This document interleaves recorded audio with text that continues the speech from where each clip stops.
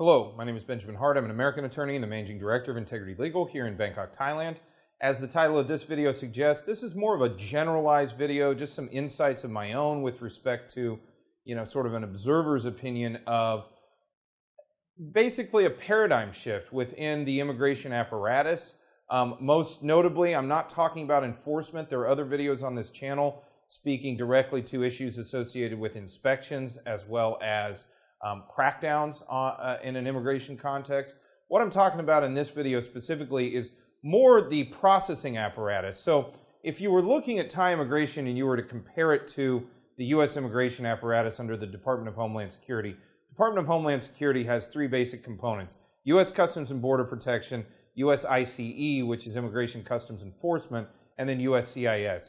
USCIS's component is one of processing applications and petitions for benefits and things like temporary protected status, things like K-1 fiance visas, marriage visas, etc. They're basically processing paperwork, applications and petitions associated with immigration benefits. U.S. Customs and Border Protection, they're going to be dealing with exactly what their name implies. They're basically at the borders, and they're at any immigration checkpoint when coming into the United States, any port of entry. They're going to be there, and they're going to be dealing with, they're kind of the boots on the ground, the first line of defense, if you will, with respect to immigration. And then finally, Immigration and Customs Enforcement. Those are the folks you see who arrest people inside the United States for being in violation of immigration law, or they're handed over, or they take people who have been in the criminal justice system in the United States and basically process them through the immigration courts, and in some cases deport them and process them out of the country.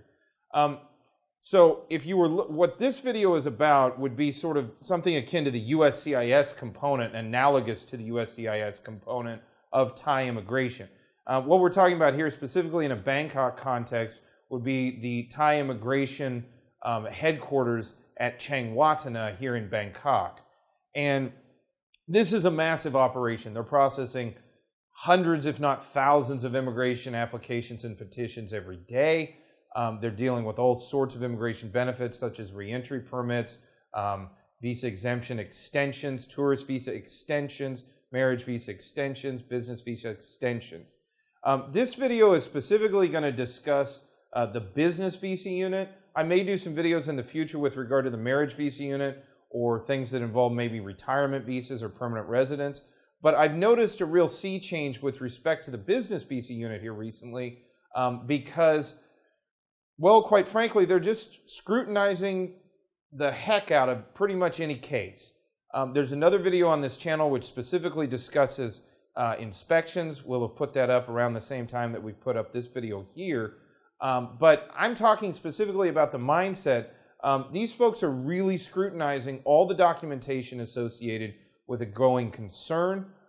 They're looking at documentation and asking questions regarding new ventures here in the kingdom, specifically those that are seeking immigration benefits. So these are, this compared to a time in the past when I think many officers might have viewed things as an exercise in so-called box checking, where basically as long as everything was sort of present, the application would be processed on through. And even in certain cases, it was possible to see things move rather quickly. That is not the case anymore. Immigration officers are each one of them is scrutinizing each given case very, very carefully. They have people behind them that are then reviewing their initial review. Immigration review takes about 30 days here in the kingdom. And in the past, I won't say that the 30-day review was pro forma because a review was occurring. But I think now, especially with increases in technology, with increases in resources, I think there's been I can't say this for certain, but again, just an outside observer's perspective, I think more resources have been allocated to immigration here in the kingdom. And as a result, I think that more scrutiny is not only possible in a technological sense, but it's also possible in terms of just pure man hours. It's possible that immigration officers can put more time into a given case, into reviewing a given case. What is this resulting in? Well, it's resulting in more scrutiny, our cases are getting scrutinized. I think pretty much anybody who's going through the business visa unit down there, their cases are getting scrutinized rather assiduously. And I'm not saying that's either good or bad. We haven't had any ultimate issues as of yet that have resulted in any long-standing problems, but it is rather stressful when you're undergoing scrutiny from a government body. A thing to note with respect to this is the one-stop immigration service with respect to BOI operates in a slightly different manner. You're generally dealing with larger concerns. You're generally dealing with larger enterprises, and as a result, the one-stop immigration service tends to move a little bit more smoothly, not due to anything other than the fact that documentation and the reasons for the ultimate visa's issuance are more readily apparent, especially when compared to small businesses, and especially small businesses which are just getting started. So brand new small businesses in the kingdom are receiving increased scrutiny these past few weeks, and I think it's safe to assume that that's going to be the case moving forward.